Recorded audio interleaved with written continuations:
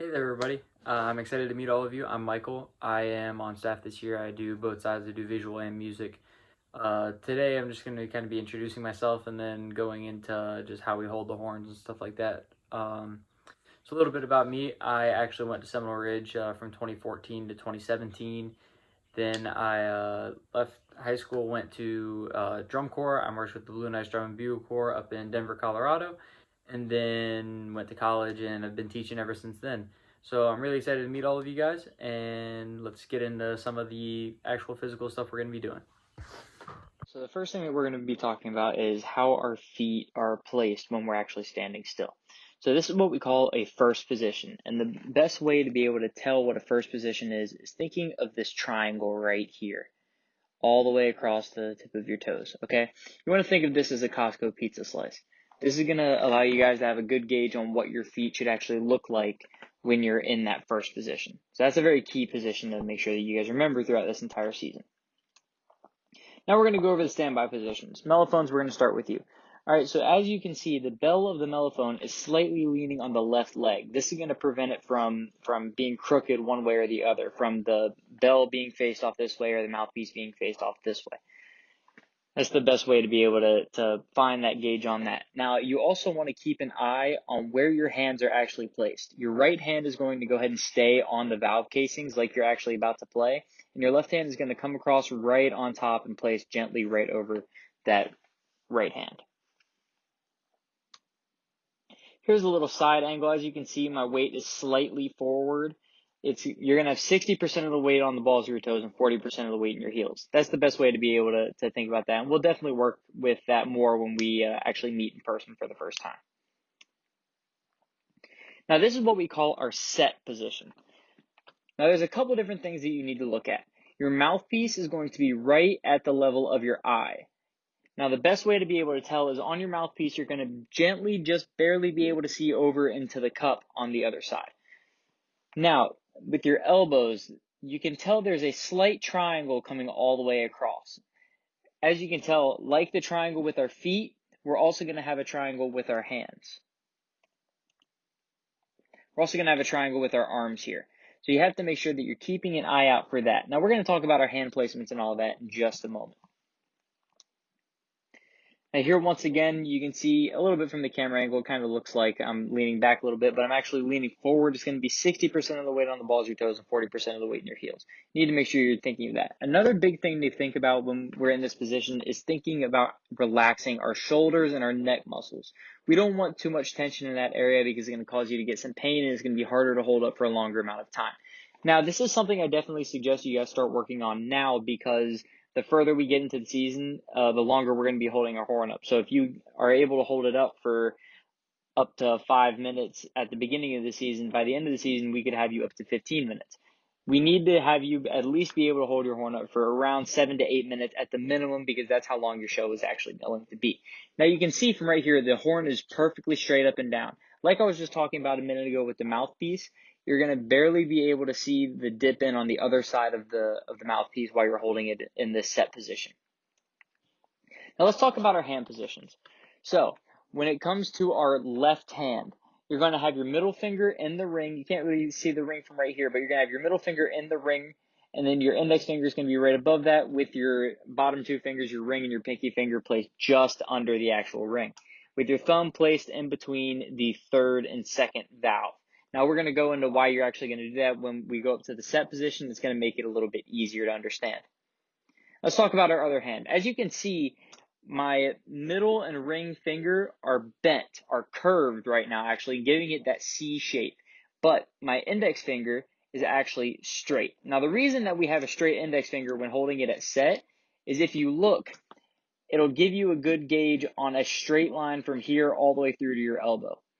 This will help prevent from having a broken wrist where your wrist is going to be pointed down a little bit while your finger's more pointed up. This will allow a straight line to follow all the way through your hand and arm. So, as you can see, your thumb is going to be placed in between it's going to be in between the first and the second valve up against the lead pipe. Depending on your hand size, it may not quite reach all the way in between those valves. So that's something you're going to have to work on your own. You're going to have to feel around and figure out what's most comfortable for you.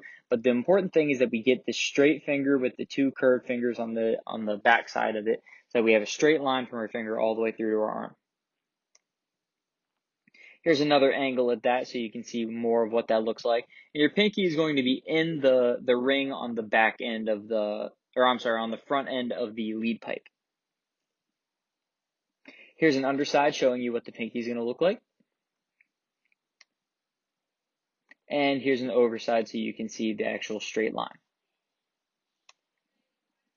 So now we're going to start getting into the playing position of everything. Notice that we still have that triangle in our feet. Notice that we're stood completely all the way up and that our horn is just above parallel. Parallel would be a completely flat surface. You're going to be just slightly above that with your horn angle. Now here you're going to see the side of it. The weight is slightly leaning forward, and there's going to be a slight curve in the back, but not too much. You want to look at the rotation in the hips, and you want to have your hips slightly rotated back. That'll allow you to get that motion when we get into marching later on. Also notice that the shoulders are nice and relaxed and that you're not keeping too much tension built up in that area. Now, your fingers, when you get up to this playing position, are going to be curved. It's going to be like you're holding a tennis ball in your hand right next to your valve casing. And here's the other side. It gives you a little bit better view of the fingers up top, and then you can see the hand right here. It's going to be opened up, and we're going to go into those hand structures, and especially the left hand here in a moment. Now, trumpets. You guys are very similar to the mellophones. The mellophone sits slightly on the left side, so does the trumpet, so that you have that horn perfectly in the middle of your body. That's a big thing that we're going to want to focus on throughout this entire time. Also, notice the Costco pizza slice here on the bottom. Here's a little side angle. It's going to show you how relaxed I am, but still looking at attention, looking straight forward, and looking towards whoever's talking or what's going on around you. Now here's the set position. Once again, we're going to have that slight pyramid coming across. We're still going to have that straight line in the fingers all the way through, and then curved on this side with the middle finger in the ring, like we talked about with the mellophone. Here's another angle of that. As you can see, the shoulders are nice and relaxed and kept down, and the mouthpiece is just in line with the bridge of the nose. Now here's playing position. As you can see, shoulders are nice and relaxed. Elbows still make a pyramid. Now, this arm is always going to be slightly raised just because of how the actual hand placement is. It's going to be just barely up, but you should still see a good angle all the way across. That's a good thing to keep in mind. As you can see, the weight is slightly forward. We still have the curved fingers that we talked about with the mellophone and the hand placement over here, with the shoulders staying relaxed and still having that triangle in the bottom. Also notice the slight angle up in the trumpet. Like we talked about before with the mellophone, having that slight angle up and not completely parallel, that's something you're going to want to look at. And here's the other side so you can keep an eye on that.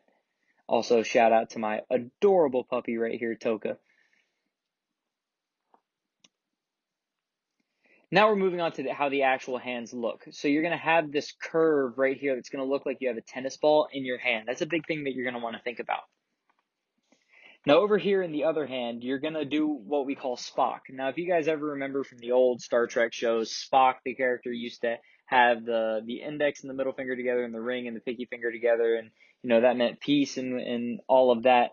That's what we call Spock in this position. Your middle finger is going to be in the ring, your index finger is going to be just above that, your thumb is going to be back in the ring for the first valve, and then your ring and pinky are going to be on the bottom. All right, so now we're going to get into the mellophone side of all of it. All right, also notice, just like we talked about a second ago in the trumpets, we're going to have that nice open hand. Baritones, this is also going to apply for you guys when you're holding your horn. The only thing that's going to change is that you guys are not going to be doing Spock in the left hand. Mellophones, like we talked about a second ago, your middle finger is going to be in the ring, index finger just above that. Your thumb is going to be back here with the two lower fingers under the horn. All right, saxophones, now we're going to get into the woodwind aspect of it. So notice how your fingers are completely together right here towards the top of the neck, and then also down here your fingers are also going to be conjoined. This is a big thing that you're going to have to keep in mind so that we have uniformity across the entire section. Also notice the angle of the horn is not side to side at all. It's completely straight up and down in the middle of the body. Here's a side angle of it. As you see, Skylar is slightly leaning forward, having 60% of the weight forward, 40% of the weight in the heels. And also keep in mind the actual arm placement and shoulder angles that we're looking at during all of that. This is going to be standby, as you can see, kind of like the brass, except it's going to be reversed. You're going to have your left hand on the actual bell of the saxophone, and your right hand is going to be laying over that. And here's another angle of being at standby. Also notice how relaxed but also attentive she is. Here's an angle of playing. All right, playing is going to be having your fingers on all the keys that you need to make sure you're pressing down, making sure that this arm is completely straight, parallel to the ground. This arm also coming down and making sure that you're still able to play your instrument correctly, while you're also able to maintain a good embouchure up here. That's another set position. Here's more set, standby, standby, playing.